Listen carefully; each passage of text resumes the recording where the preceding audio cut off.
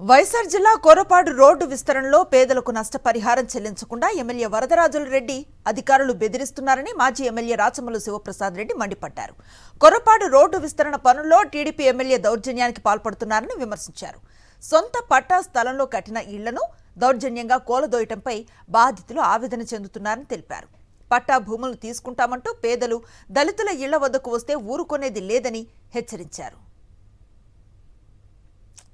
ఒకవేళ ఈ స్థలం తీసుకొని రోడ్డు పెద్ద చేయాలనుకుంటే ఈ స్థలం విలువ సెంటు 40 లక్షలు ఉంది. ఇక్కడ సెంటు 40 లక్షలకు తక్కువ లేదు. ఇక్కడ సెంటు 40 లక్షల రూపాయలు విలువ చేసే ఈ స్థలానికి మేమే కన్నా రోడ్డు వెడల్పు చేయాలనుకుంటే సెంటు 45 లక్షల రూపాయలు పేదవాళ్ళకి ఇచ్చి ఇలా స్థలం తీసుకుంటాం. అంతే తప్ప దౌర్జన్యం చేస్తారా మీరు?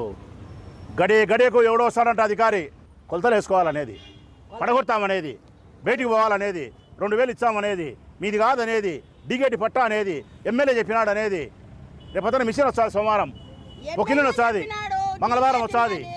ఇవన్నీ మాట్లాడుతూ ఉంటే ఇది మీకు న్యాయమా?